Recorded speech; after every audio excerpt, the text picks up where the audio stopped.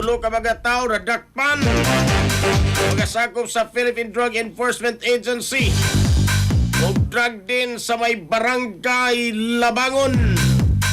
Detalye sa report sa Ronato kinipinagi sa pagpamati ni Katropa Eric Panuno Tamaro. Live report.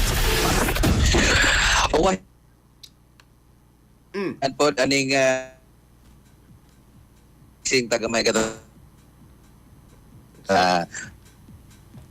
Okay. Hello. Hi. Balik ka rin siguro ko sa... Ganun. Okay na.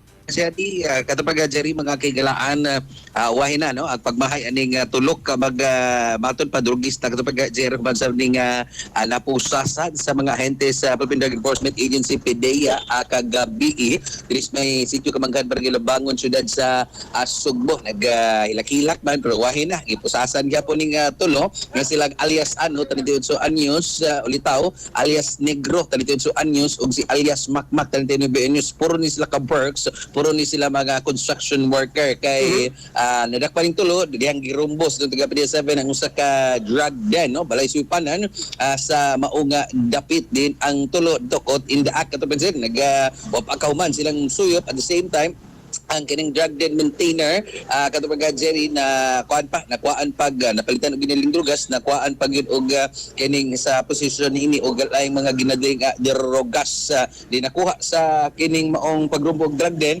di mo minus 10 gramos sa gituang syabong ang balor sa 608,000 ka pesos nabawi pod ang gigamit ka 300 pesos nga buy bust money so nagkadiyang kaso ato bangon nila ubos sa RN 165 kining pagmaintenar og drug den pagbisita og drug den aning mga visitors niya pagpamligay nga paghupot og ginadili nga drogas so aga kining nakuha nga drogas gikan sa mga suspensar gabi subitan ring adto na usab sa PDEA laboratory para usab sa chemical analysis once confirmed na kung nga ginadiling drogas to mao gamiton sa pagkasakag usas mga dokumento gamiton pagpasakag kaso batog ani nga tulo ka mga dinakpan nga matod pa nag goods kagabi no naa sa kinipog stage nga nagsuyo pa sa bauga drug den.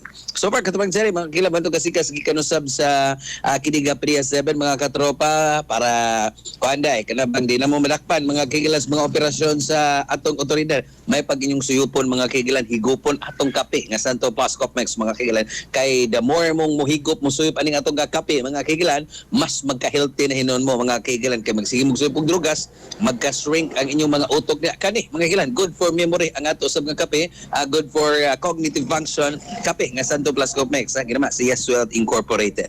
Alang Sergiosang Pilipino para sa Pilipinas ug katropa Eric Amaro XFM News. XFM report. Santon Plus Gold, mapalit sa mga butika sa inyong lugar.